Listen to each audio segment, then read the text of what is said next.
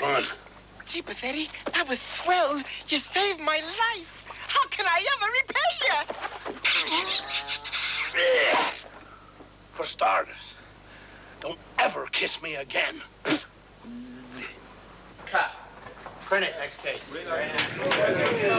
But even more crucial than the technology was the ability of Bob Hoskins to relate to his invisible co-stars as though they were actually there. My job is to make it feel right. You know what I mean? To actually make a relationship with thin air. Although imagining the invisible Toon characters eventually became second nature to all of us, on occasion it was necessary to enlist the aid of a rather unusual stand-in. We had these flexi dolls built because when you're pointing the camera at nothing, it's very difficult to know, well, where's the rabbit's, have we cut the rabbit's ears off? I mean, has he got enough ear room? But more importantly, we actors used the Rubber Roger as a reference to help plot out the action and determine sight lines. No lower than that, right. So I'm looking at his eyes there. And then you just drop him the... Just as Hoskins had to struggle with his invisible co-star, so did other actors who appeared opposite Toons. In Mary Poppins, Dick Van Dyke found shooting the penguin dance scene to be a difficult task. There was a lot of retakes because I would be looking too high, too low, too far back, or my hand would be just a fraction of an inch off. But I was so thrilled when I finally saw that sequence. There was actually a contact, a relationship with those penguins. Little did I know I'd be totally upstaged by them.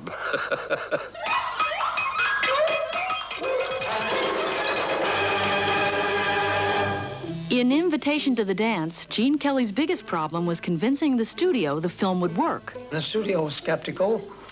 I got my good friend Walt Disney to tell the studio that it could be done, and with Walt's help, we did it. Imagination plays everything.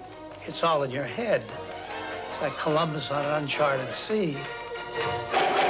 The important role imagination plays in acting with Toons was not lost on Bob Hoskins. Surprisingly, he found inspiration at home while watching his 3-year-old daughter at play. She's got a load of these pretend characters she plays with. Just to watch her move with someone across the room. She's got that vision of that person there. Maybe she does it. Maybe we've got ghosts. I don't know. 111B, take 3. Yeah, it's like working with a ghost that only you can see. But Hoskins sometimes wondered just who was running the show. If you spend 5 months dreaming up weasels and rabbits, you know, they start to get out of control.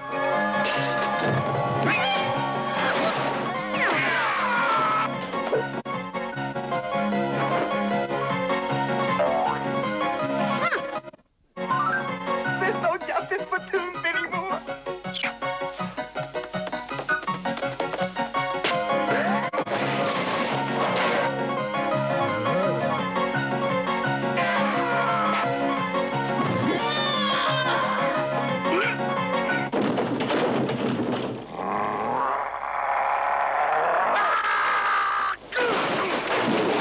Hoskins was aware that the film would be a major test of his acting ability. He was quite unprepared for the physical toll the film would take. Cut.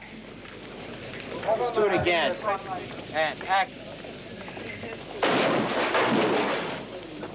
Let's try that again.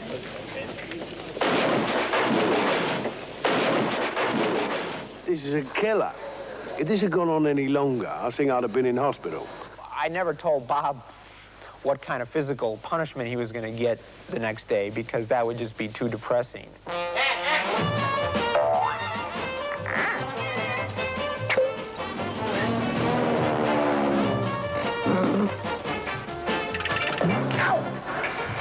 Cut.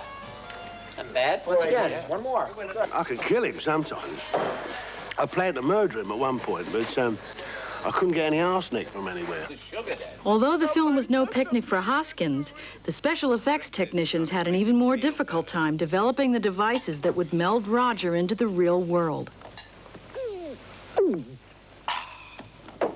He's handed a real glass with a real drink in it, and then he drinks it up through there, so the liquid is taken up through there like this, and it goes like that. However, the mechanical arm's range of movement was limited to one direction. To achieve greater flexibility and a wider range of movement, new arms were developed using state-of-the-art servo-controlled motors. This is what we developed for Baby Herman, what we call a copycat system. And whatever movement we make with our arms, this one follows the same way, you see. The beauty of a servo arm is that you can make it move all directions quickly. It looks a bit sort of crude with all these wires and motors showing, but of course when Baby Herman is drawn in by Richard Williams, all this becomes covered behind the actual cartoon, so all we'll actually see is our cigar. I want to talk to you about the Acme murder. Hey, psst, Doc, why don't you run downstairs and get me a racing form?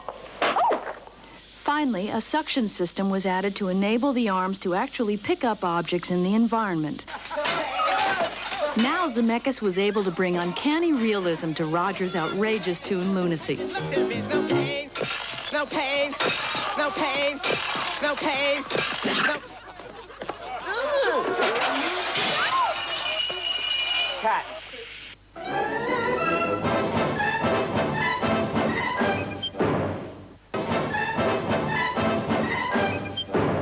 While Hoskins became accustomed to the somewhat destructive nature of Roger's mechanical stand-ins, he was not prepared for the precarious nature of the scenes involving Benny the Cab.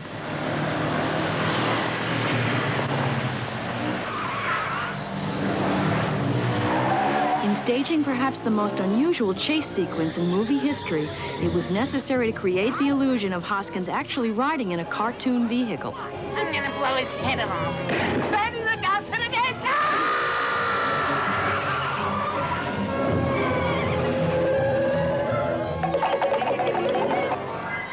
To achieve this never-seen-before effect, a vehicle was specially built on which Hoskins rode and was later covered by the cartoon character Benny. While Hoskins had his hands full trying to deliver a performance at 40 miles an hour, Benny's real-life driver sat to the rear and maneuvered the vehicle through the oncoming traffic. With the addition of a little paint, the driver was concealed in Benny's trunk and the chase was on. Benny, this cat's right behind us! Not for long, Roger! Now they're right in front of us! Give me the wheel! Give me the wheel! The cat's still on our tail! I know the cat's still on our tail! What do you think I am, Black? Benny! Yeah! I'm gonna ram him! Cartoons wouldn't be cartoons without at least one great chase scene that puts our hero in danger.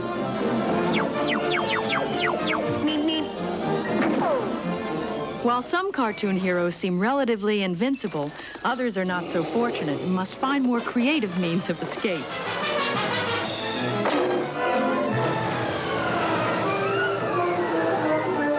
The possibilities are endless, and the results are spectacular chases not possible in any other kind of film.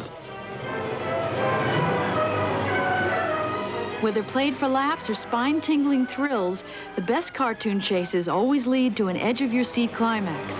And the chase in Benny the Cab is no exception. Jumping jibbers! I'm just amazed. There's things being done. When we start off, you think, you've got to be kidding. There's no way we're going to do that. And we do.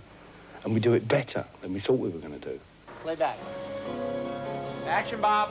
But the most technically grueling scene was still to come, a scene that would test the talents of technicians, animators, and actors alike. And the place?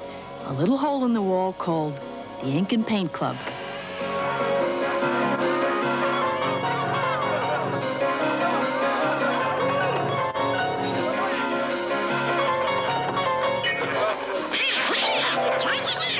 Does anybody understand what this duck is saying? It's a nightclub for humans, but the employees in the entertainment are all toons. We have an octopus bartender, so he's able to do 17 things at once, do the old shaker and do the salt on the margarita glasses and wipe the bar. And we have penguin waiters, and we have Donald and Daffy doing the pre-show warm-up, which is dueling pianos. This is the last time I work with someone with a speech impediment.